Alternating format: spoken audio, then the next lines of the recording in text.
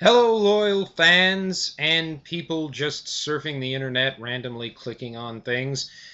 It's been a while since I last posted something, and as a result, there is an awful lot to talk about. First, let me express my condolences to the victims of the devastating tornado that just blew through Oklahoma and their families. If you'd like to help these people and you don't live in the area and can't, physically help directly, then there's a number of things you can do. You can give blood, you can donate money. Here are some things up on the screen to do. There's also this. Let's not forget about the West fertilizer explosion. I filmed this for a video last month, and that video never made it to YouTube. I know there are a lot of con artists who exploit tragedies like this to bilk people out of money, people trying to donate money thinking they're donating money to relief efforts, and it turns out to be a scam. So if you want a trustworthy conduit to go through, then there are actually a couple of local banks in West that are taking donations. One is Point West Bank. There's their website right there. There's also State National Bank. Both of those banks have links on their website to where you can donate money. Speaking of unscrupulous people, the Obama administration continues to be beset by a barrage of scandals, all of which we will discuss in due course. Today I want to talk to you specifically about the scandal involving the IRS. As you know, the IRS has recently admitted, following the public release of an Inspector General's report, to systematically targeting, harassing, and auditing conservative groups and individuals, particularly Tea Party organizations applying for tax-exempt status.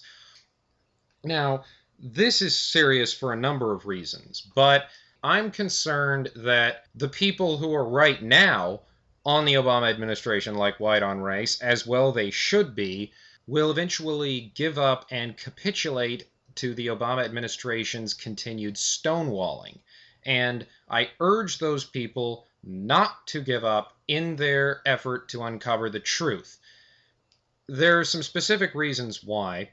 You've probably seen or heard this scandal or any of these other scandals involving the Obama administration right now to Watergate, that mess in the 1970s that eventually led to the resignation of President Richard Nixon and also saw a number of high-ranking officials within the Nixon administration go to prison.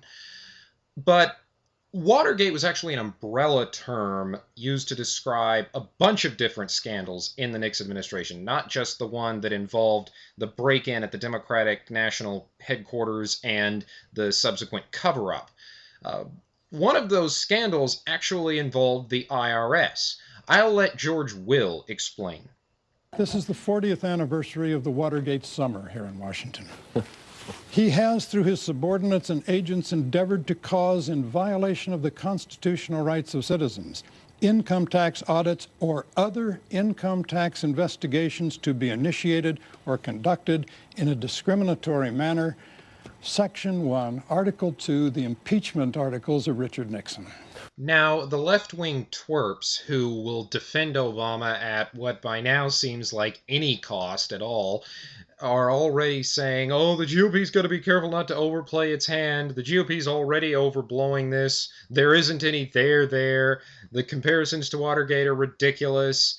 They're making hay of something that most Americans don't care about, and all that BS.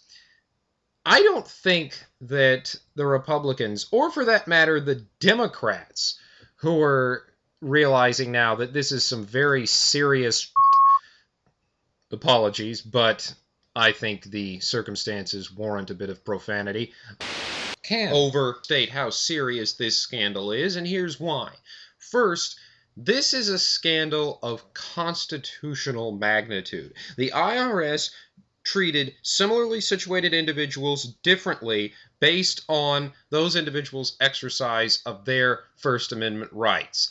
And they enforced the laws in a discriminatory fashion, in a manner that discriminated against people based on the exercise of their constitutional rights. That's unconstitutional. And The Obama administration's callous indifference to this is disturbing, to say the least. Second, and perhaps most significantly, the result of this unconstitutional action by the IRS was to handicap backers of conservative and Republican candidates and elevate or boost the prospects of left-wing and Democratic candidates.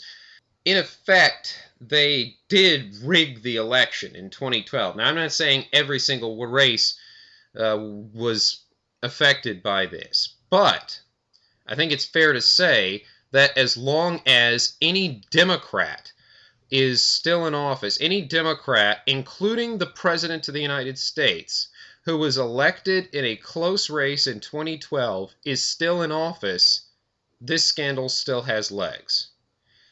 To be more specific, as long as any Democrat, again, not just Obama, but any Democrat elected in a close race in 2012, the outcome of which might have been different had it not been for this unconstitutional action by the IRS that had the effect of handicapping Republican and conservative groups, is still in office, in a position to make policy and affect people's lives. We are still living with the consequences of this malfeasance by the IRS. And that's why they cannot give up on this. They must not give up on this because the electoral process has been corrupted. People's lives are being affected by individuals who might not have been elected but for this unconstitutional action of the IRS. And therefore, they cannot press this too hard.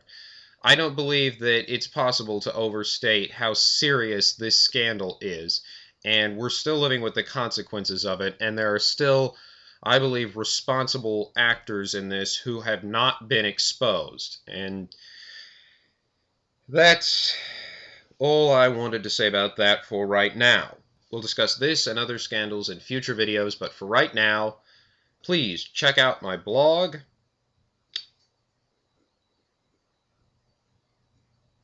Follow me on Twitter. And, as always, don't mess with the right-wing genius.